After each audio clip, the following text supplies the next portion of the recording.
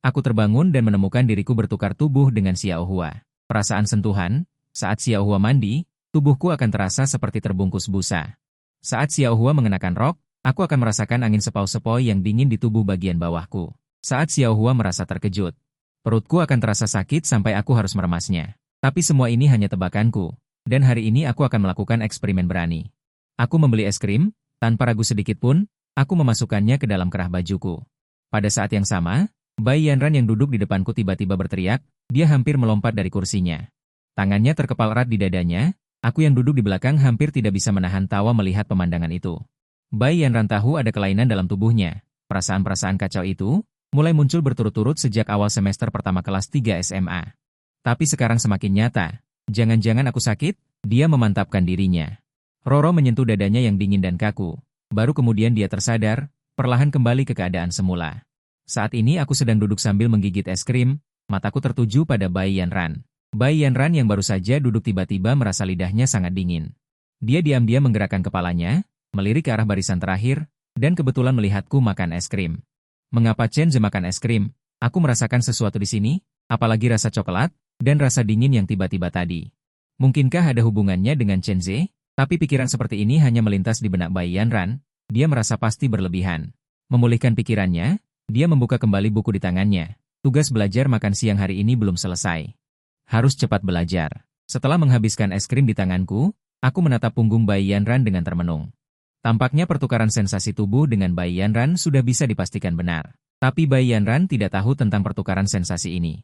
Gadis polos itu masih mengira rasa dingin tadi adalah ilusinya. Tapi aku tidak bisa menerima hal seperti ini.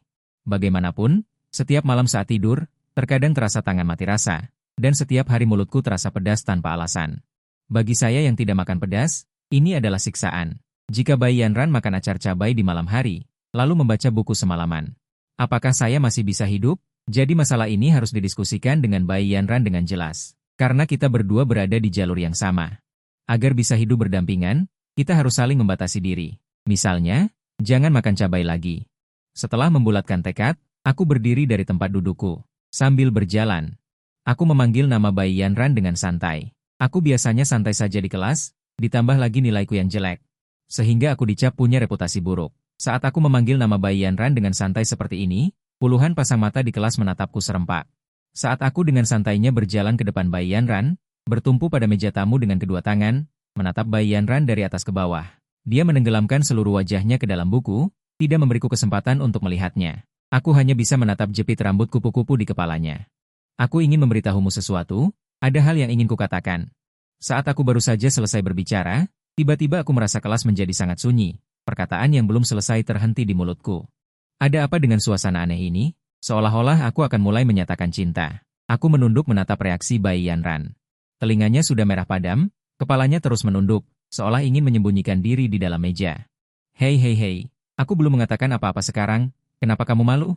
Aku tidak tahu apakah reaksi tubuh Bai Yanran tersampaikan padaku, aku hanya merasakan jantungku berdebar tak henti-henti, akhirnya aku merasakan apa yang disebut hati yang kacau, sayang sekali aku bukan orang yang mudah menyerah. Aku langsung memegang pergelangan tangan Bai Yanran, menarik tikus kecil pemalu yang hampir bersembunyi di bawah meja itu keluar. Kamu keluar sebentar denganku. Di depan semua orang, aku membawa Bai Yanran keluar dari kelas. Awalnya aku ingin berdiskusi dengan Bai Yanran seperlahan mungkin, tetapi begitu aku memegang tangannya, tatapan semua orang berubah.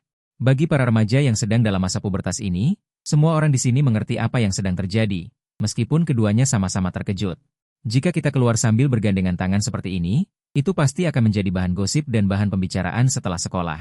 Begitu aku pergi, aku mendengar kelas yang tadinya tenang menjadi riuh. Bai Yanran mengikutiku dengan sedikit terbungkuk-bungkuk. Ingin menarik pergelangan tangannya dari tanganku, tetapi setelah bergoyang beberapa kali malah digenggam lebih erat olehku. Ketika kami tiba di sudut lorong, aku melepaskan tangannya, lalu menatapnya dengan serius lagi, tapi dia terus menundukkan kepalanya seperti anak kecil yang berbuat salah. Sebelum aku sempat menyusun kata-kata, dia berbisik, "Maaf." Permintaan maaf ini membuatku bingung. "Kenapa kamu minta maaf?" Dia mendongak malu-malu, "Karena kamu tidak memakai seragam kemarin pagi saat aku marah. Jadi aku mengurangi nilai perilakumu." Poni yang mengerucut menutupi separuh matanya, kejernihan di matanya yang jernih berkelip dengan ketulusan. "Wajahmu terangkat dengan berani, dan kamu makan camilan di kelas matematika kemarin, lalu dipanggil guru dan dikritik. Jadi aku mengurangi 3 poin lagi, dan panitia kebersihan juga mengurangi 3 poin. Aku tercengang, berapa banyak poin yang diam-diam dia kurangi dariku? Ternyata dia suka mengawasiku sebagai siswa yang buruk saat tidak ada apa-apa. Aku tertawa karena marah, berdeham dan berkata, apakah ada yang salah dengan tubuhmu akhir-akhir ini? Bai Yanran mendongak, matanya berkedip bingung, jelas tidak mengerti apa yang aku bicarakan. Seharusnya tidak begini. Setelah eksperimen tadi, aku pada dasarnya bisa yakin Bai Yanran. Tapi berbagi sensasi antar kita bersifat umpan balik dua arah. Mungkin karena aku biasanya melindungi diriku terlalu baik. Soal nilai orang-orang ini. Sebenarnya ada banyak cara untuk mendapatkan nilai. Orang ini masih memusingkan soal nilai, tapi aku sama sekali tidak peduli soal itu. Dengan cepat tatapannya tertuju pada leher Bai Yanran. Ada apa dengan lehermu? Tepi tipis bagian atas leher gadis itu menunjukkan sedikit bekas merah. Jika dilihat dengan seksama, seharusnya itu luka bakar. Sedetik kemudian, wajah Bai Yanran mundur setengah langkah. Setelah akhirnya mengumpulkan keberanian untuk mengangkat kepala, ia kembali menunduk dengan santai. Tadi malam saat memasak ada air yang terciprat. Tidak heran tadi malam jam 6 leherku tiba-tiba terasa sakit, tepat pada saat luka bakar. Bai Yanran membuka matanya lebar-lebar karena terkejut. Bagaimana dia bisa tahu itu jam 6 malam? Dan lokasi yang dia sebutkan persis sama dengan tempatku terbakar. Sebuah pikiran aneh muncul tanpa sadar di benak Bai Yanran, semacam telepati aneh memaksanya mengangkat wajah. Pada saat itu, aku juga menunduk menatapnya. Saat pandangan mereka bertemu, seolah-olah waktu di sekitar membeku, telepati aneh itu jelas bukan ilusi. Jika dugaan dan kesimpulan sebelumnya masih belum pasti, maka saat ini aku yakin. Semua persepsiku terikat pada gadis di depanku. Angin sepau-sepai meniup hati anak laki-laki dan perempuan yang gelisah, aku menunduk menatap mata jernih Bai Yanran. Setelah hening sejenak, kau cukup cantik. Awalnya aku ingin berdiskusi dengan Bai Yanran tentang langkah selanjutnya. Akibatnya, kata-kata yang keluar dari mulutku tiba-tiba berubah arah. Kelebihan terbesarku adalah kejujuran. Seringkali mulutku lebih cepat dari otak. Justru karena sifat jujur ini, kalimat yang baru saja keluar dari mulutku membuat Bai Yanran ketakutan dan mengamuk. Tatapan yang tadinya hangat tiba-tiba menjadi pengecut. Saat ini di belakang kepalaku, teman-teman sekelas-kelas 4 SMA yang heboh. Tidak bisa lagi menahan keinginan untuk menonton pertunjukan. Satu persatu kepala mereka menjulur keluar dari jendela kelas. Tatapan tak terhitung jumlahnya seperti lampu sorot. Menyinari aku dan Bai Yanran, dan kelinci kecil Bai Yanran itu kembali ketakutan dan menarik diri. Ada apa? Bicarakan nanti sepulang sekolah. Saat ini Bai Yanran hanya ingin kabur. Sayangnya dia bukan kelinci sungguhan. Tidak bisa menggali lubang. Aku memandangi Bai Yanran yang tampak melarikan diri dengan panik di dinding, merasakan pipiku yang memerah panas. Dalam keadaan normal, pipiku tidak akan memerah. Jadi reaksi tubuh yang memerah ini pasti berasal dari pihak Bai Yanran. Perasaan berbagi yang menjengkelkan ini, aku cepat-cepat mendinginkan wajahku dengan punggung tanganku. Lalu aku mengikuti suara Bai Yanran, bagaimana kalau kita tambah kontak WeChat dulu? Bai Yanran dengan wajah memerah, berkata tanpa menoleh, aku tidak punya WeChat. Bagaimana kalau Kiki juga boleh? Aku juga tidak punya Kiki, tapi nomor ponsel pasti punya kan? Bai Yanran masih belum menjawab pertanyaanku, dia bergegas kembali ke tempat duduknya, lalu menunduk di depan meja. Aku menyembunyikan wajahku di lenganku. Meskipun aku tidak punya banyak kelebihan, bisa dibilang aku punya muka tebal. Jadi aku langsung berdiri di depan Bai Yanran. Saat dia terus bertanya, saat aku mengulurkan tangan untuk menepuk bahu Bai Yanran. Tiba-tiba ada yang memanggil, Kak Chen, mengejar gadis harus bertahap, caramu ini tidak akan berhasil. Teman dekat di sampingku berkata dengan nada sok tahu, seketika aku merasa sangat kesal, aku sangat sibuk. Kata-kata kotor yang baru saja sampai di bibirku hampir terucap, tapi begitu teringat di depan Bai Yanran, aku secara sadar kembali terdiam. Entah bagaimana, si ketua kelas yang seperti interface kecil ini, apakah akan diam-diam mengurangi poin dariku lagi? Melihat cuping telinga Bai Yanran yang memerah. Aku tiba-tiba mendapat ide menarik, berdehem, sudut bibirku tanpa sadar tersenyum.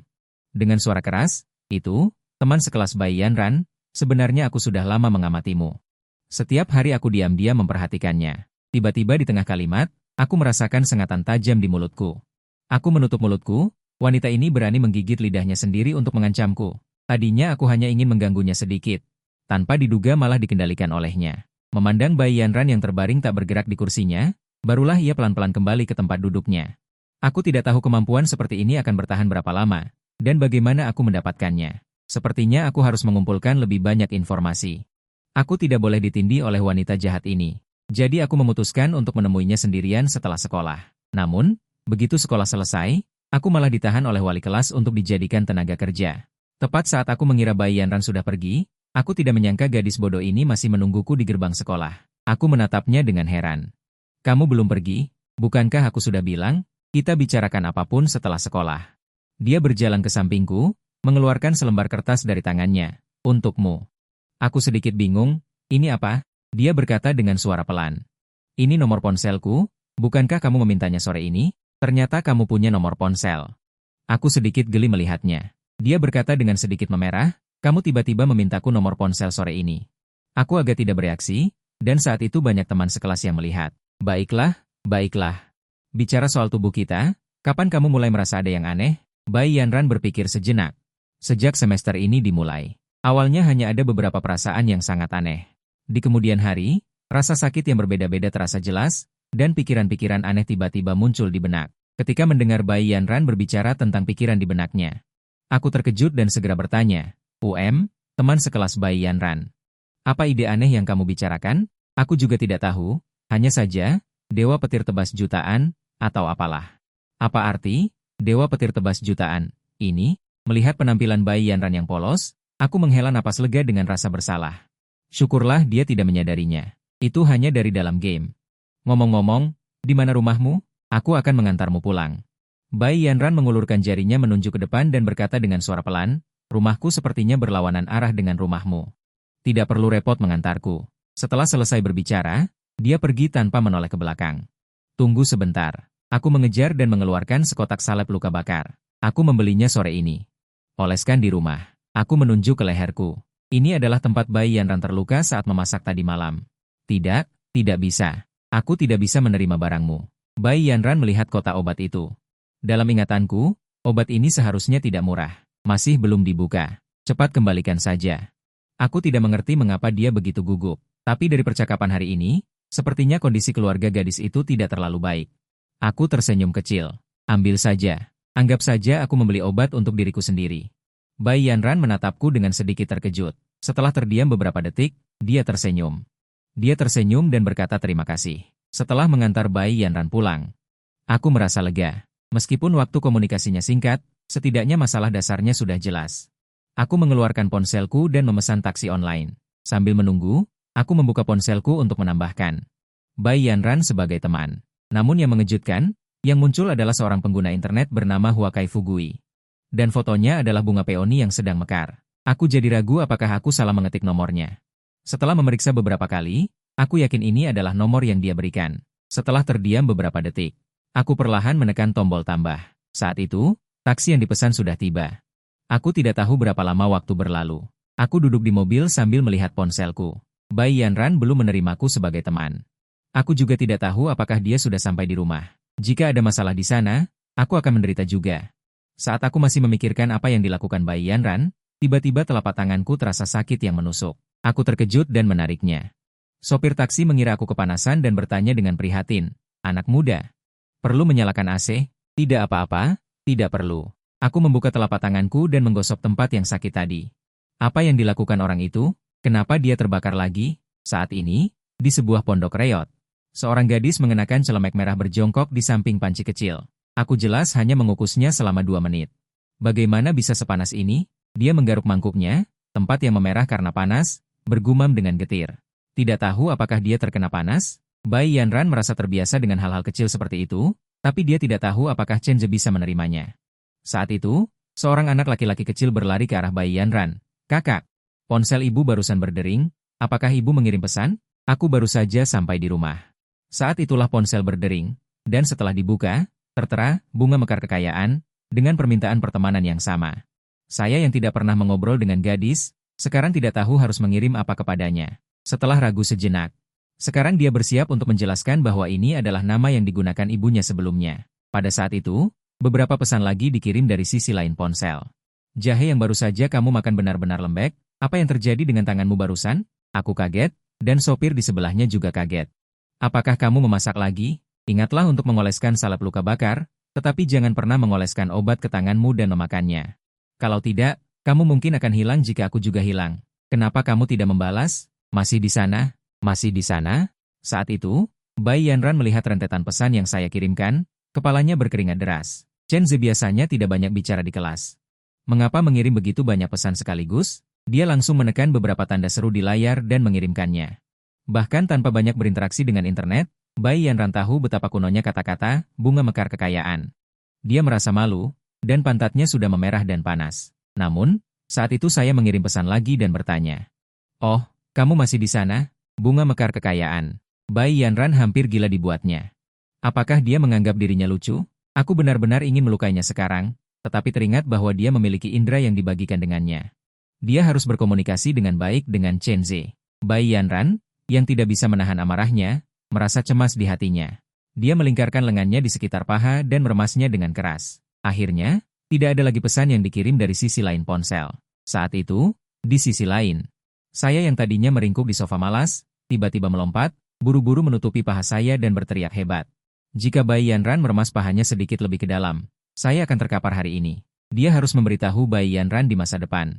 Apa itu nama pacar, terutama tentang perbedaan struktur tubuh. Saat itu, Bai Yanran melihat ponselnya hening selama 2,5 menit. Hal ini membuatnya ragu apakah dia berlebihan. Dia memegang ponselnya dengan penuh permintaan maaf, mengetik kata demi kata. Maaf, saya lambat mengetik, bisakah Anda menunggu saya sedikit lain kali? Setelah melihat pesan permintaan maaf Bai Yanran, saya tidak bisa menyalahkannya lagi. Tidak apa-apa, kamu bisa sedikit lebih ringan. Namun, tidak ada balasan. Sekitar 25 menit kemudian, ponsel yang tergeletak di meja bergetar, itu dari Bai Yanran. Apakah kamu masih di sana? Aku baru saja mengoleskan obat, apakah kamu merasakan sesuatu? Aku menyentuh leherku, sepertinya tidak merasakan apa-apa. Mungkinkah berbagi sensasi ini? Ada aturan yang perlu diikuti, sepertinya kemampuan kita ini tidak selalu terpicu. Jadi aku membuat janji dengan Bai Yanran untuk pergi ke sekolah besok untuk bereksperimen. Jika kita benar-benar bisa menemukan cara untuk sementara menghalangi berbagi ini, maka acara olahraga hari Jumat tidak akan melibatkan Bai Yanran. Keesokan paginya, aku duduk di kursiku dengan murung. Teman baikku di sampingku bertanya dengan melihat kami yang tidak senang. Kak Chen, kenapa kamu lesu lagi? Ternyata saat baru bangun tidur pagi ini, tiba-tiba kakiku terasa sakit. Hampir jatuh. Karena tidak ada luka luar sama sekali, aku tidak tahu apakah aku yang sakit. Atau Bai Yanran yang sakit. Kawan, katakanlah saat tidur malam dan bangun pagi. Kenapa betis kram? Teman baikku Sandali duduk tegak dan diam-diam mengeluarkan ponselnya. Kak Chen, sepertinya aku kekurangan kalsium. Aku menatapnya tanpa berkata-kata, apa kamu percaya apa yang ada di Baidu juga? Aku seharusnya tidak bertanya padamu. Setelah kelas membaca pagi selesai, aku memutuskan untuk mengambil ponselku dan mencarinya sendiri. Akhirnya, penjelasan yang paling masuk akal adalah kekurangan kalsium, tetapi juga bisa karena masuk angin dan kelelahan yang berlebihan. Namun, jika digabungkan dengan kondisi Bai Yanran, aku merasa kemungkinan kekurangan kalsium cukup besar. Selagi waktu istirahat, aku mendatangi Bai Yanran. Ini, aku meletakkan sebotol susu di mejanya. Bai Yanran memiringkan kepalanya, dan wajah kecilnya menunjukkan tanda tanya besar. Kakimu sakit pagi ini? Dia berpikir sejenak dan berkata, saat turun tangga kemarin pagi. Memang aku tidak sengaja memelintir kakiku. Maaf, sakit sekali ya. Dia menundukkan kepalanya dengan penuh rasa bersalah. Ternyata bukan kekurangan kalsium. Tidak apa-apa. Tidak sakit. Terimalah ini. Tanpa memberinya kesempatan untuk menolak, aku langsung kembali ke tempat dudukku. Kalau gadis bodoh ini cukup mengonsumsi nutrisi, hidupku sendiri juga akan lebih mudah. Kalau tidak, suatu hari jika dia tidak sengaja sakit, gadis bodoh ini benar-benar akan tamat. Melihatku memberikan hadiah kepada Bai Yanran, wajah Ji Dakun menunjukkan ekspresi. Aku mengerti, tapi aku malas menanggapinya. Waktu satu pagi berlalu dengan cepat. Jadi aku bertanya dengan rasa ingin tahu. Ngomong-ngomong, apakah kamu mandi tadi malam? Setelah mengatakan ini, pipi Bai Yanran memerah jelas terlihat. Dia mengangkat tangan dan diam-diam mencium lengannya. Tidak ada rasa. Mengapa Chen Ze tiba-tiba menanyakannya? Melihatnya tampak cemas. Aku juga merasa pertanyaanku agak tiba-tiba. Bagaimanapun, aku tidak bisa memberitahunya bahwa aku bermimpi dia mandi tadi malam. Jadi aku melambaikan tangan dan berkata, lupakan saja, mari kita lewati pertanyaan ini dulu. Setelah kamu mengoleskan obat tadi malam, apakah masih ada perasaan lain? Tidak, hanya sedikit perih saat mengoleskan obat. Aku mengalihkan pandangan ke area yang terbakar di gadis itu. Sepertinya memang sudah membaik. Mengapa aku tidak merasakan apa-apa saat mengoleskan obat? Mungkinkah rasa sakitnya berkelanjutan? Tidak lagi bersama? Atau apakah berbagi persepsi ini memiliki pola?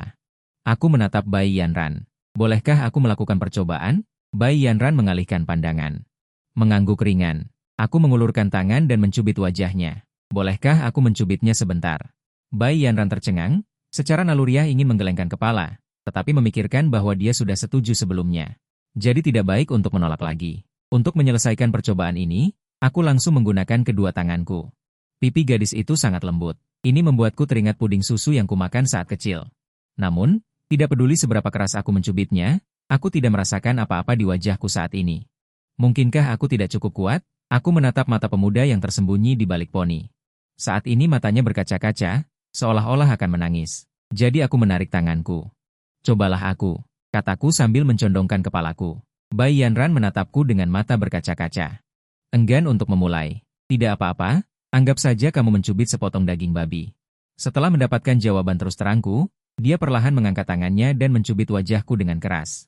Karena matanya tertutup, Bai Yanran tidak bisa mengontrol kekuatannya. Saat ini, kulit wajahku hampir terkelupas. Saat Bai Yanran menarik tangannya, aku dengan cepat menutupi pipiku. Gadis bodoh ini benar-benar menganggapku sebagai babi. Bai Yanran membuka matanya dan melihatku menutupi wajahku. Menyadari bahwa dia mungkin terlalu keras, dia buru-buru berkata, "Maaf. Apakah sakit?" Aku menarik napas dan menggelengkan kepala. Tidak sakit, hanya sedikit rasa yang sangat ringan. Aku mengangguk. Tampaknya berbagi persepsi tidak memicu semua jenis persepsi, seperti mengoleskan obat. Tidak dapat diteruskan. Jika rasa sakit disebabkan oleh orang lain, tidak ada perasaan apapun. Baiklah, kita akhiri hari ini, kita akan mencoba tempat lain lain kali. Bai Yanran tidak tahu apa yang saya maksud dengan tempat lain. Dia hanya diam-diam setuju tanpa berkata apa-apa. Saat aku membawa Bai Yanran kembali ke kelas, tiba-tiba seseorang memanggilku. Aku menoleh dan melihat seorang siswa berlari tergesa-gesa. Guru Chen De mencarimu dan memintamu pergi ke kantor. Aku mengerutkan kening, berpikir aku tidak melakukan sesuatu yang buruk hari ini. Mengapa aku dipanggil ke kantor lagi? Aku berjalan ke depan kantor dan mengetuk pintu.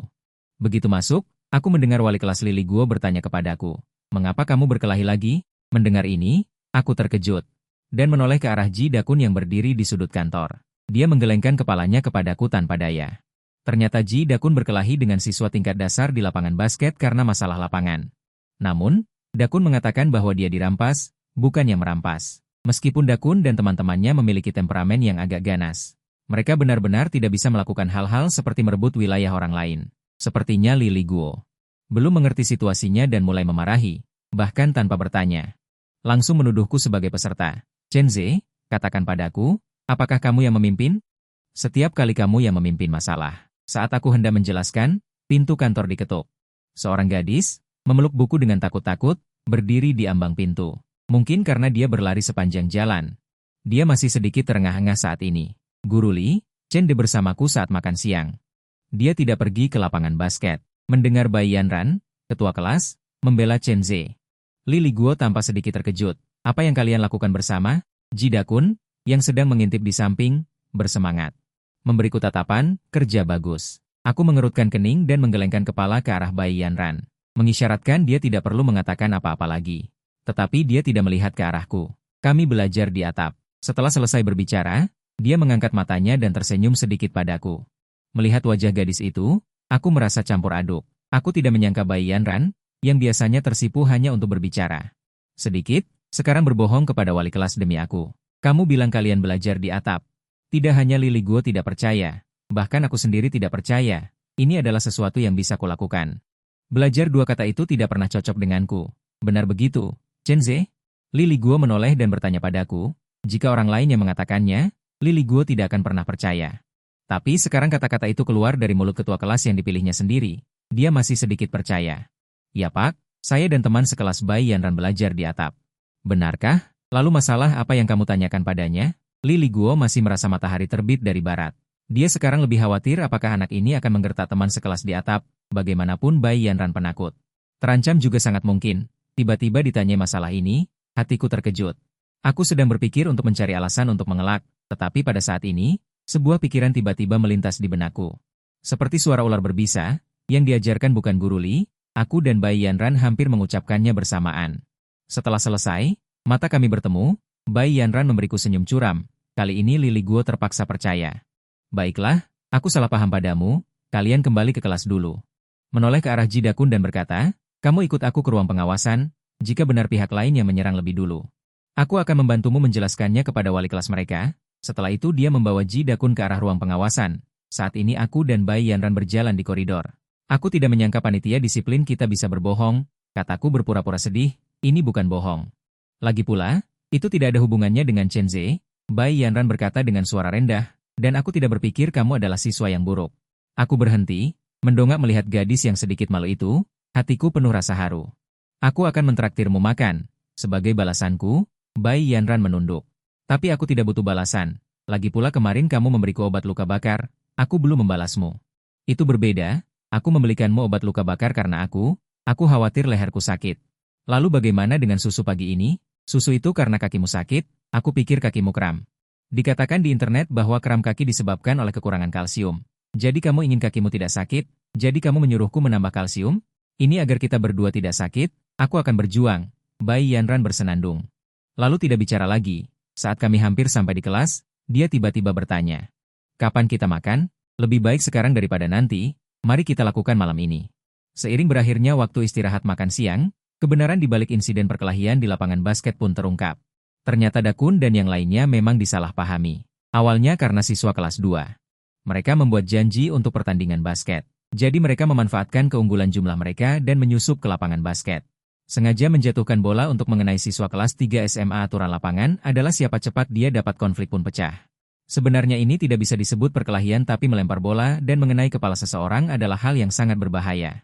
Para adik kelas 2 SMA yang membuat masalah itu juga dihukum, dan masalah pun berakhir dengan baik. Sebelum bel akhir istirahat berbunyi, Dakun kembali ke tempat duduknya dengan gembira. Untukmu, Kak Chen. Dakun memegang 2 es krim, jenis yang sangat murah, es loli seharga 1 yuan. Dia meletakkan es krim di meja saya. Apa maksudnya ini? Saya berkata, meskipun berkata. Tapi dia tidak pernah sopan kepada teman baiknya, gerakannya di tangannya. Sudah mulai membuka bungkus es krim, guru kami memberi kompensasi. Katanya salah paham. Silakan traktir kami es krim, guru sangat baik, kali ini giliran Anda. Saya pikir matahari terbit dari barat, Lili Guo biasanya hidup sangat hemat, sangat pelit pada dirinya sendiri. Cangkir teh itu retak, masih dipakai, bisa membuatnya mentraktir sekali. Benar-benar langka. Kenapa saya 2 batang? Saya makan 1 dengan 2 gigitan. Mengambil batang es krim lain di atas meja, baru saja mengupas bungkus es krim kedua. Tiba-tiba mendengar Dakun berkata di samping. Yang lain adalah Lili Guo untuk Bai Yanran, karena Bai Yanran juga banyak membantu. Saya berhenti saat hendak memasukkan es krim ke mulut, tidak bilang dari tadi. Orang ini jelas disengajakan. Kak Chen, bagaimana bisa kamu makan barang gadis orang lain? Kata Dakun dengan berpura-pura terkejut. Sudut mulutku berkedut, mencoba memasukkan es krim kembali ke dalam kantong plastik, tetapi cara membukanya yang kasar. Kantong plastik sudah compang-camping, tidak bisa disatukan lagi. Kak Chen, ini tidak baik. Aku akan diam-diam memakan bagian Bai Yanran saja. Dakun membelalakan mata, menyikut ke samping, memanaskan suasana. Pengalamanku berinteraksi dengan perempuan nol besar. Aku juga tidak pernah memakan makanan gadis. Setelah beberapa kali tarik ulur, saya bangkit dari tempat duduk saya dan berdiri diam di depan Bai Yanran. Bai Yanran sedang menulis soal. Saat menyadari ada bayangan mendekat ke arahnya, dia sudah mengulurkan tangan untuk menutupi buku latihan di depannya. Aku sudah terbiasa dengan ini, dia hanya suka bersembunyi belum menyentuh mereka. Dia meringkuk seperti landak berbulu lembut. Ini es krimmu. Aku meletakkan puding kecil di depan Bai Yanran. Es krim itu sangat dekat dengan Bai Yanran, hampir menumpuk di wajahnya. Bai Yanran merasakan hawa dingin. Mengembus ke pipiku, dia menatapku terkejut. Dibeli oleh Lili Guo. Ini sebagai kompensasi untuk kita. Aku terdiam sejenak lalu berkata, aku membukanya tanpa sengaja. Aku juga tidak bisa menjelaskan kenapa aku melakukannya tanpa sengaja. Aku melihat tatapan Bai Yanran beralih dari wajahku ke es krim. Seolah melihat jejak gigitan pada es krim, tidak tersentuh. Aku menjelaskan, Bai Yanran masih belum mengulurkan tangan untuk menerimanya. Masih banyak pasang mata yang melihat ke arah sini. Bai Yanran begitu penakut. Saat ini, dia seperti kucing yang kucengkeram leher belakangnya, duduk diam di kursinya. Mau meleleh, aku mendesak es loli jenis ini memang kecil. Diserahkan oleh Lili Guo ke Liu Dali lalu sampai di tanganku setelah beberapa kali berpindah tangan sudah sangat lunak. Melihat es krim yang meleleh hampir menetes, kalau jatuh tidak bisa dimakan lagi. Aku membuangnya, aku hanya mengatakannya sebagai uji coba, tetapi kata-kata ini seolah-olah menyentuh titik lemah Bai Yanran.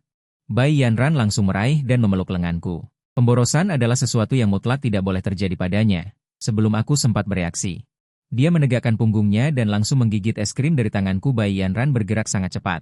Aku masih melihat tempat sampah di kelas tapi dipenuhi dengan saat aku merasakan seseorang memeluk lenganku. Stik es krim di tanganku sudah hilang. Bai Yanran mengunyah puding kecil Jianghua dengan matanya menatapku dengan tatapan kosong. Wajahnya yang awalnya pucat merona. Rona merah itu bahkan menjalar hingga ke telinganya. Aku berhenti, tunggu sebentar. Jadi, apakah ini percobaan yang berhasil bagiku, atau dia diserang secara diam-diam? Pada saat yang sama, bel akhir istirahat makan siang berbunyi di siaran. Seperti yang kita ketahui, tidak boleh makan camilan saat pelajaran. Sebagai ketua kelas, Bai Yanran seharusnya memberi contoh yang baik. Aku penasaran apa yang akan dilakukan Bai Yanran. Tetapi dering bel itu sangat mengganggu seperti panggilan maut. Aku harus kembali ke tempat dudukku. Dari belakang, aku melihat Bai Yanran mencabut stik es krim kecil. Kemudian diam-diam memasukkannya ke dalam laci. Sisi wajah Bai Yanran bergerak sedikit. Pipinya bergerak. Gerakan mengunyah makanan mengingatkanku pada hamster kecil. Aku yang kembali ke tempat duduk masih mengintip Bai Yanran. Tetapi tiba-tiba rasa dingin meledak di mulutku. Membuatku menutup mulut. Es krim yang bahkan aku hanya bisa makan dalam 2 gigitan. Bai Yanran melahapnya dalam 1 gigitan. Chengge, aku tahu kamu akan bertahap dan telah mengambil langkah pertama yang sukses. Tapi kamu juga tidak perlu begitu diam-diam menikmati kesuksesan ini. Dakun menyaksikan senyum di wajah seluruh kota mereka seperti bunga. Aku memutar mataku padanya. Sama sekali tidak bisa menjelaskan kepadanya. Sebelum akhir, es krim Bai Yanran juga dicuri dan dimakan. Aku merasa lidahku sangat mati rasa. Sepertinya aku tidak bisa merangsangnya seperti ini di masa depan, kalau tidak aku akan terkena dampaknya pada akhirnya. Musik latihan senam era Bao Jian terdengar di siaran. Aku mengambil kuda-kudaku, dan di tanganku, gerakan teleskop sudah terbuat. Aku melihat Bai Yanran bangkit dari kursinya, lalu berjalan mengitari kelas, dan aku mencium lagi aroma lembut itu. Aku mendongak dan melihat Bai Yanran sudah berdiri di sampingku. Di sudut bibir Bai Yanran masih ada sedikit susu putih. Aku teringat suara tikus kecil yang mengunyah es krim dengan cepat tadi. Aku menahan diri dan berpikir, meletakkan kepalan tanganku yang membentuk teleskop, mengambil pena dan menulis 2 kata di buku catatan secara acak. Mau makan apa malam ini? Bai Yanran tidak menjawab pertanyaanku, hanya sedikit mengatupkan bibirnya. Membalik buku catatan untuk dilihat. Akhirnya dia mengulurkan tangannya, dan aku melihat jarinya mendekat. Ujung jari gadis yang sedikit dingin menekan kelopak mataku, dan aku, karena tiba-tiba ditusuk seperti ini, langsung ingin pulang sekolah. Aku bangkit dari kursi, merenung sepanjang sore, lalu menarik Dakun dan memberitahunya bahwa aku punya janji makan malam dengan Bai Yanran. Tadi saat mengundang Bai Yanran, dia bahkan tidak mengedipkan matanya. Tapi sekarang aku berpikir, aku 0 kali berinteraksi dengan perempuan, apalagi tahu cara mengajak perempuan makan. Situasi saat ini hanya bisa meminta bantuan Dakun. Dakun jelas sedikit linglung, ekspresi wajahnya rumit. Makan malam kalian ini seperti kencan. Kenapa aku harus pergi? Ini sebenarnya ada hubungannya denganmu juga. Jika Bai Yanran tidak datang mengetuk pintu kantor hari ini, kita tidak tahu berapa lama lagi kita akan dimarahi oleh Lili Guo. Katakan saja kamu mau pergi atau tidak. Dakun menghela napas dalam-dalam. Keluarganya tidak terlalu ketat, jadi pulang terlambat tidak masalah. Jadi dia hanya bisa setuju dengan enggan. Ya, demi sedikit hubungan denganku. Kalau begitu aku akan pergi. Kata-kata Dakun terdengar pasrah. Kali ini aku akan membantumu. Lain kali kamu harus mengandalkan dirimu sendiri. Dakun menepuk bahuku. Bukankah hanya mengajak seorang gadis makan malam? Chengge, kenapa kamu jadi pengecut? Dakun baru saja menghela napas, lalu pendarahan lambung, lalu mengajak gadis keluar makan. Dia mengira aku benar-benar punya kemampuan, ternyata kemampuannya memang ada. Tapi tidak banyak. Aku sekarang menyadari, tiba-tiba mengajak Bai Yanran makan malam. Memang agak sengaja. Lagi pula Bai Yanran harus pulang setiap hari. Saat aku dan Ji Dakun hampir lupa. Bai Yanran di kursi sudah lama menghilang. Aku melirik kursi kosong Bai Yanran dan mengeluarkan ponselku untuk mengiriminya pesan. Bai Yanran di kursi sudah lama menghilang. Aku melirik kursi kosong Bai Yanran dan mengeluarkan ponselku untuk mengiriminya pesan. Tetapi kemudian memikirkannya lagi, Bai Yanran pasti tidak akan membawa ponsel ke sekolah. Ayo pergi. Pertama keluar dari sekolah. Di luar kelas, sekelompok anak laki-laki berkumpul di depan pintu kelas kami. Jumlah mereka sekitar 10 orang. Kepala sekolahmu masih mau memeriksa rekaman CCTV? Kami di sini bahkan sudah mulai menulis surat pernyataan kesalahan. Melihat aku dan Ji Dakun keluar, salah satu anak laki-laki bertubuh tinggi menjulurkan badannya. Aku hampir saja ditelepon untuk memanggil orang tua. Lagi pula, menjelaskan tidak ada gunanya. Para guru itu lebih memilih percaya kebohongan anak-anak junior daripada mendengarkan penjelasan kami. Hai, sudah terbiasa. Beberapa orang berbicara tentang masalah ini dengan agak kesal, meskipun masalahnya sudah terpecahkan dengan sempurna. Namun, mereka semua masih menyimpan rasa kesal di hati. Biasanya sepulang sekolah aku juga berjalan bersama mereka. Sesekali bermain bola di lapangan.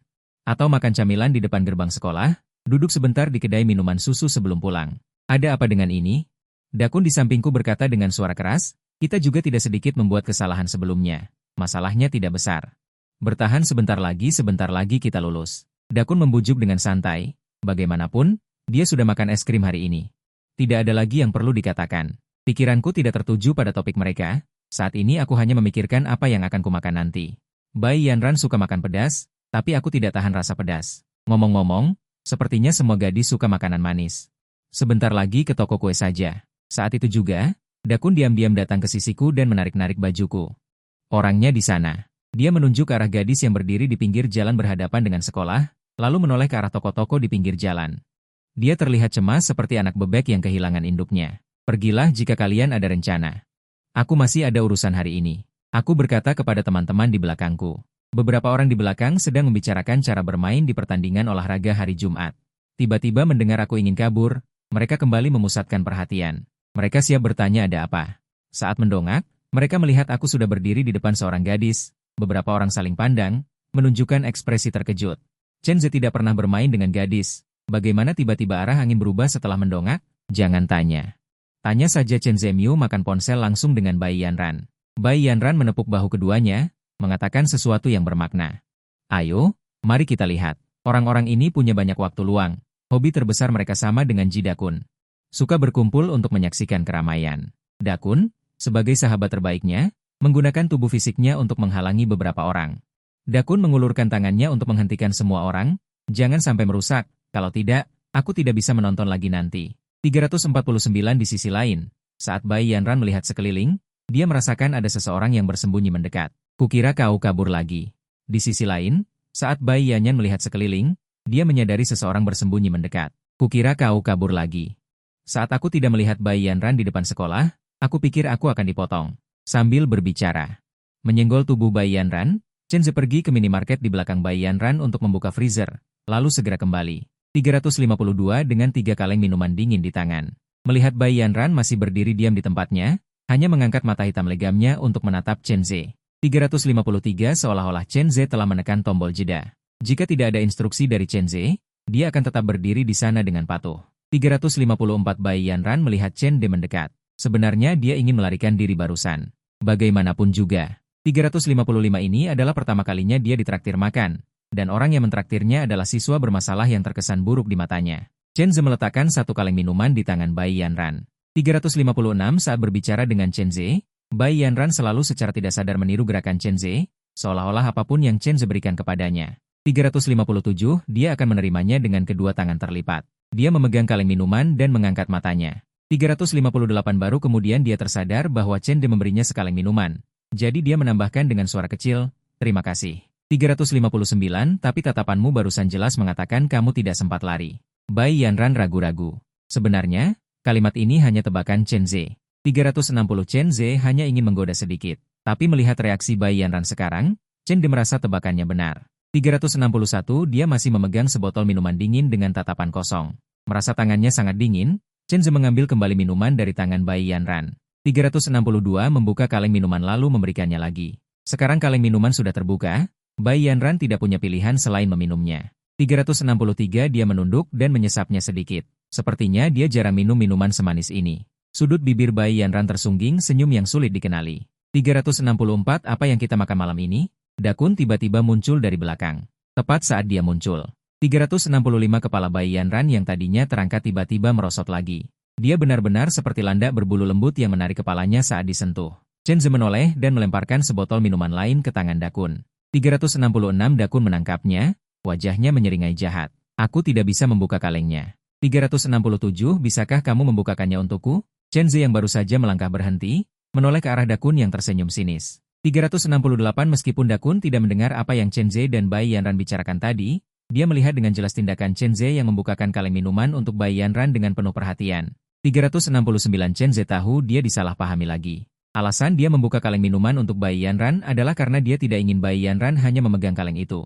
370 kaleng yang dingin setelah dibekukan terasa menyengat tangan. Tidak masalah jika Bai Yanran membukanya sendiri. Masalahnya adalah dia sendiri juga merasa dingin. 371 itulah mengapa Chen Ze membantunya membukanya. Mendesaknya untuk segera meminumnya dan tidak memegangnya. Tapi serangkaian tindakan ini. 372 Chen Ze tidak bisa menjelaskan kepada Dakun. Pergi, pergi, aku benar-benar tidak tahan dengan senyum Dakun yang licik. 373 sambil menepuk bahunya dan mendorongnya pergi. Dakun tersenyum penuh arti dan meneguk minuman itu dalam-dalam. 374 apa yang ingin kamu makan? Chen Ze menyingkirkan Dakun dan bertanya pada Bai Yanran di belakangnya. 375 di depan ada jalan belakang di luar sekolah, di sana ada banyak toko dan restoran. Makanlah dengan 3 kaleng minuman dingin di tangan. Melihat Bai Yanran masih berdiri diam di tempatnya, hanya mengangkat mata hitam legamnya untuk menatap Chen Ze. Seolah-olah Chen Ze telah menekan tombol jeda. Jika tidak ada instruksi dari Chen Ze, dia akan tetap berdiri di sana dengan patuh. Bai Yanran melihat Chen De mendekat. Sebenarnya dia ingin melarikan diri barusan. Bagaimanapun juga, ini adalah pertama kalinya dia ditraktir makan, dan orang yang mentraktirnya adalah siswa bermasalah yang terkesan buruk di matanya. Chen Ze meletakkan 1 kaleng minuman di tangan Bai Yanran. Saat berbicara dengan Chen Ze, Bai Yanran selalu secara tidak sadar meniru gerakan Chen Ze, seolah-olah apapun yang Chen Ze berikan kepadanya, dia akan menerimanya dengan kedua tangan terlipat. Dia memegang kaleng minuman dan mengangkat matanya. Baru kemudian dia tersadar bahwa Chen Ze memberinya sekaleng minuman, jadi dia menambahkan dengan suara kecil, "Terima kasih. Tapi tatapanmu barusan jelas mengatakan kamu tidak sempat lari." Bai Yanran terkejut. Sebenarnya, kalimat ini hanya tebakan Chen Ze. Chen Ze hanya ingin mengobrol sedikit, tapi melihat reaksi Bai Yanran sekarang, Chen Ze merasa tebakannya benar. Dia masih memegang sebotol minuman dingin dengan tatapan kosong. Merasa telapak tangannya dingin menusuk tulang, Chen Ze mengambil kembali minuman dari tangan Bai Yanran. Membuka kaleng minuman lalu memberikannya lagi. Sekarang kaleng minuman sudah terbuka, Bai Yanran tidak punya pilihan selain meminumnya. Dia menunduk dan menyesapnya sedikit. Sepertinya dia jarang minum minuman semanis ini. Sudut bibir Bai Yanran tersungging senyum yang sulit dikenali. "Apa yang kita makan malam ini?" Dakun tiba-tiba muncul dari belakang. Tepat saat dia muncul, kepala Bai Yanran yang tadinya terangkat tiba-tiba merosot lagi. Dia benar-benar seperti landak berbulu lembut yang menarik kepalanya saat disentuh. Chen Ze menoleh dan melemparkan sebotol minuman lain ke tangan Dakun. Dakun menangkapnya, wajahnya menyeringai jahat. "Aku tidak bisa membuka kalengnya. Bisakah kamu membukakannya untukku?" Chen Ze yang baru saja melangkah berhenti, menoleh ke arah Dakun yang tersenyum sinis. Meskipun Dakun tidak mendengar apa yang Chen Ze dan Bai Yanran bicarakan tadi, dia melihat dengan jelas tindakan Chen Ze yang membukakan kaleng minuman untuk Bai Yanran dengan penuh perhatian. Chen Ze tahu dia disalahpahami lagi. Alasan dia membuka kaleng minuman untuk Bai Yanran adalah karena dia tidak ingin Bai Yanran hanya memegang kaleng itu. Kaleng yang dingin setelah dibekukan terasa menyengat tangan. Tidak masalah jika Bai Yanran membukanya sendiri. Masalahnya adalah dia sendiri juga merasa dingin. Itulah mengapa Chen Ze membantunya membukanya, mendesaknya untuk segera meminumnya dan tidak memegangnya. Tapi serangkaian tindakan ini, Chen Ze tidak bisa menjelaskan kepada Dakun. Pergi, aku benar-benar tidak tahan dengan senyum Dakun yang licik. Sambil menepuk bahunya dan mendorongnya pergi, Dakun tersenyum penuh arti dan meneguk minuman itu dalam-dalam. "Apa yang ingin kamu makan?" Chen Ze menyingkirkan Dakun dan bertanya pada Bai Yanran di belakangnya. Di depan ada jalan belakang di luar sekolah, di sana ada banyak toko dan restoran. "Makanlah makanan cepat saji." Bai Yanran berkata, "Setelah sarapan aku akan pulang, aku punya adik laki-laki yang menungguku di rumah." "Kamu punya adik juga?" Aku bertanya dengan terkejut. Pengetahuanku tentang Bai Yanran hanya sebatas permukaan. Bahkan mungkin tidak menyentuh permukaan sama sekali. Keadaan keluarga Bai Yanran, lingkungan hidupnya, kepribadiannya, kesukaannya. Aku sendiri tidak mengerti hal-hal ini. Jika sebelum terikat berbagi sensasi, mungkin aku tidak tertarik pada hal-hal ini. Tapi sekarang aku perlu memahami Bai Yanran lebih dalam. "Kalau kamu keluar makan, bagaimana dengan adikmu?" Dakun di sebelahku menoleh dan bertanya Bai Yanran berjalan menunduk adikmu pulang sekolah. "Jadi akan ada 2 jam di perpustakaan jika aku cepat kembali setelah makan, bisakah aku memanggil adikmu untuk makan bersama?" Dakun mengusulkan lagi. Bai Yanran menggelengkan kepala. Cahaya berkabut menembus poni berbentuk pedang. Dia memandangku dengan hati-hati. Sebagai tuan rumah, menambah jumlah tamu tergantung pada keinginan pihak lain. Dan repot juga kalau harus pulang menjemput adikku. Bai Yanran tidak ingin membuang waktu. Aku berjalan di depan. Pikiranku tidak memikirkan tawaran Dakun. Ketika Bai Yanran bilang dia punya adik di rumah, aku berpikir, seperti apa lingkungan keluarga Bai Yanran? Selama kelas 3 SMA, dia tidak hanya harus merawat adik laki-lakinya, tetapi juga mengurus pekerjaan rumah tangga. Dan kepribadiannya yang rendah diri dan penakut. Untuk mengembangkan kepribadian seperti itu, setidaknya itu bukan keluarga yang sehat, kan? Menoleh ke samping jembatan dan bertanya lebih detail. Aku seperti memperkenalkan diri, lalu menambahkan satu kalimat. "Aku juga punya adik." "Kamu juga punya adik?" Dakun berseru dengan suara kerasnya. Jelas saja, kalimatku ini membuatnya terkejut. Kapan Cheng Ge punya adik lagi? Kenapa aku tidak pernah dengar? Aku mengabaikan rasa penasaran Dakun, lalu menoleh dan bertanya lagi pada Bai Yanran. "Berapa umur adikmu?" 5 tahun. Belum masuk sekolah dasar. Bai Yanran mendongak menatapku. "Bagaimana denganmu? Adikku sudah besar, sudah 16 tahun. Dakaen tiba-tiba tertawa terbahak-bahak di samping. Aku tidak mengerti mengapa dia tertawa. Bai Yanran malah menghitung waktu. Apakah si Liu baru saja masuk SMA? Dia hanya sepupu. biasanya tidak banyak berhubungan. Di sekolah kami, aku mengangguk lagi. Dukun yang tertawa terbahak-bahak di sampingku tiba-tiba berhenti tertawa. Setelah mendengar percakapan antara aku dan Bai Yanran, dukun memalingkan pandangannya dengan heran. Kau punya adik, ya? Aku menatapnya dengan tatapan dingin. Yang kau maksud adalah adik kandung, bukan metafora. Aku tidak mengerti jalan pikiran orang ini, aku bisa kemana lagi, aku bahkan belum pernah mendengar kau menyebutkannya. Dakun cemberut dengan tidak puas dan berkata, ini baru permulaan sekolah, kan? Hampir tidak ada interaksi. 402, kalau begitu makan bersama di siang hari, kamu tidur siang begitu lama setiap siang. Makan banyak berarti menghemat makanan. 403 saat Dakun mengatakan ini, dia sedang mendekat ke arah Bai Yanran di belakangnya. Jelas dia sudah merasakan sesuatu yang tersirat. 404 tapi saya menjawab pertanyaannya dengan sangat serius. Jika dia menghabiskan waktu bersamaku setiap hari saat sekolah baru dimulai dan kita harus mencari teman, 405 dia tidak akan punya tempat di kelompok kecil di kelas. Mulut Dakun berkedut, dan dia mengangguk dengan putus asa.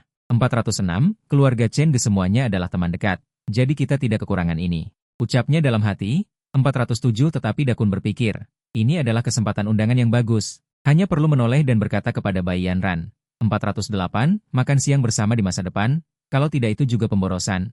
Bukankah begitu? 409, selain urusan lain, dalam hal trik berbicara dengan gadis, saya benar-benar buruk. 410 di luar gerbang belakang sekolah menengah ada jalan yang sangat panjang. Karena sekolah berada di pusat kota, jalan itu selalu ramai.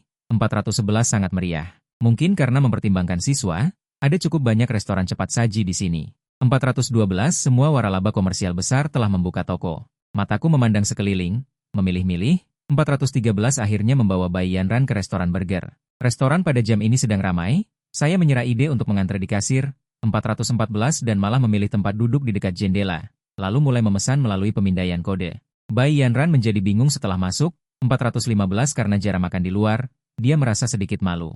Aroma roti panggang tercium di restoran, 416 lantainya bersih mengkilap, dan udara dingin bertiup dari ventilasi di atas kepala. Bai Yanran tidak tahu apa yang harus dilakukan selanjutnya, 417 jadi dia hanya bisa menatapku dengan cemas dan mengikuti di belakangku.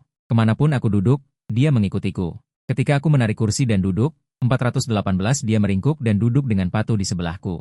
Dakun, yang hendak duduk di sebelahku, menghentikan gerakannya, dia segera bereaksi, 419 dan buru-buru berbalik dan duduk di seberangku.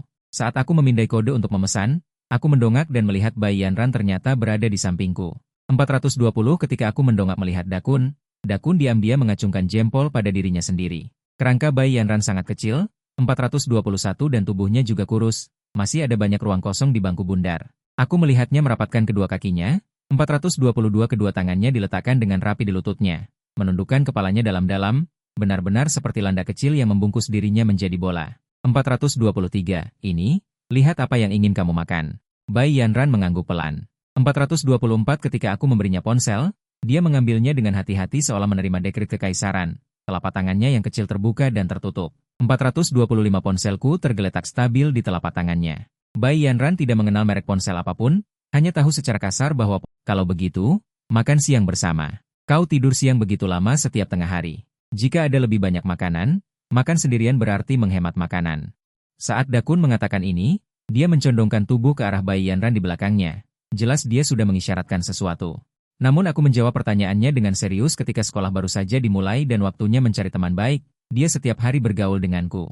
Dia tidak punya tempat di geng kelas, Dakun menggerakkan sudut mulutnya, mengangguk dengan penyesalan. Keluarga Chen Ge punya banyak aset tambahan, tidak masalah dengan yang ini. Sambil bicara, Dakun terus berpikir, sungguh kesempatan mengundang yang bagus, dia hanya perlu menoleh ke Bai Yanran dan berkata, makan siang bersama nanti, kalau tidak, membuang-buang itu juga membuang-buang, bukankah begitu? Bicara soal aspek lain nanti, dalam hal trik mengobrol dengan gadis, bisa dibilang dia sangat payah. Di luar gerbang belakang SMP ada jalan yang panjang. Karena sekolah berada di pusat kota, jalan itu selalu ramai. Ramai sekali. Mungkin karena banyak mahasiswa, jadi cukup banyak restoran cepat saji di sini. Semua jaringan komersial besar sudah pindah. Aku mengamati sekeliling, memilih-milih. Akhirnya membawaku ke restoran burger bersama Bai Yanran. Restoran pada jam segini memang paling ramai. Aku menyerah untuk mengantri di kasir. Beralih memilih tempat duduk dekat jendela, lalu mulai memindai kode untuk memesan makanan. Bai Yanran menjadi kikuk setelah masuk. Karena jarang makan di luar, dia merasa sedikit canggung. Aroma roti panggang tercium di restoran. Lantainya dibersihkan dengan sangat mulus, dan angin dingin berembus dari ventilasi di atas kepala. Bai Yanran tidak tahu apa yang harus dilakukan selanjutnya. Jadi dia hanya menatap lantai dan mengikutiku. Kemanapun aku duduk, dia akan mengikutiku. Ketika aku menarik bangku dan duduk, dia meringkuk dan duduk secara sadar di sampingku. Dakun, yang berniat duduk di sampingku, berhenti bergerak, dia segera sadar.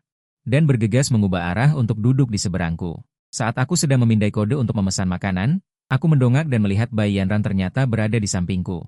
Ketika aku mendongak menatap Dakun, Dakun diam-diam mengacungkan jempol pada dirinya sendiri. Kerangka Bai Yanran sangat kecil. Tubuhnya juga kurus, duduk di bangku bundar masih menyisakan banyak ruang. Aku melihatnya merapatkan kedua kakinya. Kedua tangan itu bertumpu rapi di atas lutut, kepala tertunduk dalam, benar-benar seperti landak kecil yang ingin membungkus dirinya menjadi bola. Ini, lihat mau makan apa? Bai Yanran mengangguk pelan. Saat aku menyerahkan ponselku kepadanya, dia menerimanya dengan hati-hati seolah menerima dekret kekaisaran. Telapak tangannya yang kecil terbuka dan tertutup. Ponselku tergeletak dengan stabil di telapak tangannya. Bai Yanran tidak mengenali merek ponsel apapun, hanya tahu secara umum bahwa ponsel model seperti ini sangat mahal.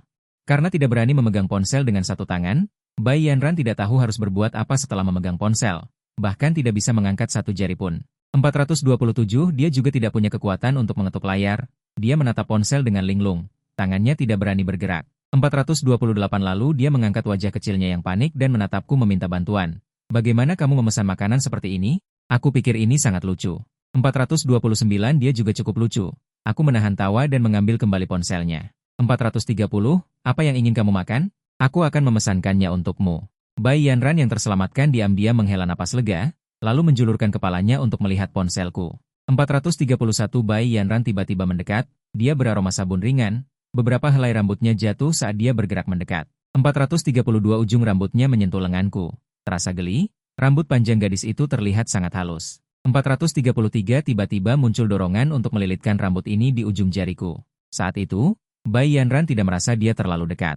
434 bagaimanapun, perhatiannya tertuju pada ponselnya, dia mengaitkan jari telunjuknya dan menggesek ponselku. 435 melihat 4 hidangan lezat yang cerah di atas, aku menelan ludah diam-diam. Tetapi melihat harganya. 436 mata Bai Yanran menjadi gelap, 2 potong roti ditambah sedikit sayuran. Tetapi satu peti daging harganya 50 yuan. 437 50 yuan cukup untuk keluarganya makan selama beberapa hari. Toko burger tempat aku membawa Bai Yanran adalah merek pribadi. 438 utamanya adalah burger buatan tangan, konon bahannya lebih baik, jadi harganya juga mahal. 439 melihat jari-jari Bai Yanran menggesek layar ponsel beberapa kali. Setelah melihat semua menu, 440 dia akhirnya mengambil keputusan, diam-diam memesan hidangan di bagian tengah menu. Bai Yanran memesan kentang goreng promo. 441 harganya 9,9 yuan. Itu adalah barang termurah di sini. Aku memandang Bai Yanran tanpa daya. 442 wajah mereka berdua sangat dekat, bahkan napas satu sama lain bisa terasa. Bai Yanran mengerucutkan bibirnya. 443 dia ragu-ragu sejenak, menunjuk ponselku, mendongak dan bertanya dengan suara kecil. 444, dia ingin satu gelas cola. Boleh? Di bawah tatapan cemas dan penuh harap Bai Yanran, aku mengangkat tanganku. 445 Bai Yanran tidak menggesek menu lagi. Dia memesan sepaket udang burger. Paket tersebut termasuk burger, kentang goreng, dan segelas cola. 446 setelah selesai memesan untuk Bai Yanran, aku menambahkan burger keju untuk diriku sendiri. Mendongak dan berkata kepada Dakun yang berada di depanku. 447, Dakun, aku memesankanmu burger berlapis. Lalu bertanya pada Bai Yanran, apakah kamu ingin makan lagi? 448 Bai Yanran melirik ponsel, lalu melihat ke bawah, terkejut dengan jumlah merah yang mencolok, dan duduk kembali. 449, aku cukup. Aku menggesek layar ponsel lagi, merasa sudah cukup untuk dimakan, lalu membayar pesanan. 450 Bai Yanran mengendalikan pandangannya agar tidak melihat ke samping. Aku melihat jumlah pembayaran, niatnya untuk makan makanan, dia bahkan tidak punya tenaga untuk mengklik layar. Dia menunduk menatap ponselnya dengan linglung, tangannya kaku tidak berani bergerak. Kemudian dia mengangkat wajah kecilnya yang panik menatapku meminta tolong. Bagaimana kamu bisa memesan seperti ini? Aku hanya merasa dia sangat lucu seperti ini. Dia bahkan cukup menggemaskan. Aku menahan tawa dan mengambil kembali ponselnya. Kau mau makan apa? Aku pesankan untukku. Bai Yanran diam-diam menarik napas lega lalu menjulurkan kepalanya untuk melihat ponselku. Bai Yanran tiba-tiba mendekat sekali tercium samar-samar aroma parfum darinya beberapa helai rambutnya jatuh saat ia mendekat. Menggelitik lenganku terasa geli rambut panjang gadis itu terlihat sangat halus. Aku tiba-tiba merasa ingin melilitkan helaian rambut ini di ujung jariku. Saat itu, Bai Yanran tidak merasa dia terlalu dekat. Lagi pula, perhatiannya terfokus pada ponselnya sendiri. Dia mengaitkan jari telunjuknya dan menggesek di ponselku. Melihat 4 hidangan lezat di layar, aku diam-diam menelan ludah. Tapi melihat harganya, mata Bai Yanran menjadi gelap. 2 potong roti ditambah sedikit sayuran. Tapi 1 burger saja sudah 50 yuan. 50 yuan sudah cukup untuk keluarganya makan beberapa hari. Toko burger tempat aku membawa Bai Yanran adalah merek pribadi. Mereka menghususkan diri pada burger buatan tangan, katanya bahannya lebih baik, jadi harganya juga mahal. Melihat jari-jari Bai Yanran menggesek layar ponsel beberapa kali. Setelah membolak-balik semua menu, barulah dia memutuskan. Diam-diam memesan 1 porsi tambahan di bagian tengah menu. Bai Yanran memesan kentang goreng yang sedang promo. Harganya 9,9 yuan, itu item termurah di sini. Aku menatap Bai Yanran tanpa daya. Wajah kami berdua agak dekat, bahkan bisa merasakan napas masing-masing. Bai Yanran mengerucutkan bibirnya. Sedikit ragu, dia menunjuk ponselku, lalu mendongak dan bertanya dengan suara pelan. Dia ingin segelas cola, bolehkah? Di bawah tatapan tegang dan penuh harap Bai Yanran, aku mengangkat tanganku. Bai Yanran membalik menu, memesan paket udang. Paket itu termasuk burger, kentang goreng, dan segelas cola. Setelah selesai memesankan untuk Bai Yanran, aku memesan paket pengetahuan untuk diriku sendiri. Mendongak dan berkata kepada Dakun yang ada di depanku. Dakun, aku pesankan kamu paket burger berlapis ganda. Lalu bertanya pada Bai Yanran, kamu mau makan apa lagi? Bai Yanran melirik ponselnya lalu kakinya melangkah. Jumlah uang merah yang mengejutkan membuatnya terkejut, lalu ia kembali. Aku sudah cukup. Aku menggeser layar ponselku lagi. Merasa sudah cukup untuk dimakan, aku lalu membayar dan memesan. Bai Yanran mengendalikan pandangannya agar tidak melirik. Aku melihat jumlah pembayaran, niat awalnya adalah makan makanan cepat saji. Tentu saja ini menghemat waktu, dan aku pikir tempat seperti ini seharusnya sangat murah, tapi sekarang ternyata perkiraanku sepenuhnya salah. Chenze, kamu boros sekali ya? Tanya Bai Yanran sambil menyusutkan kepala, terus terang menanyakan situasi ekonomi anak laki-laki memang tidak baik. Tapi Bai Yanran sangat khawatir. Apakah dia akan kelaparan besok karena makan malam ini? Bukankah Kak Chen terkenal pelit? DKN yang duduk di seberang meletakkan ponselnya dan berkata misterius, mau tahu? Dari mana Kak Chen dapat begitu banyak uang jajan? Bai Yanran sangat tulus. Bai Yanran sebenarnya juga sangat peduli dengan situasiku. DKN, tersenyumlah dan katakan, menjual jiwa dan ragamu? Bai Yanran tiba-tiba menoleh, menatapku dengan ekspresi luar biasa.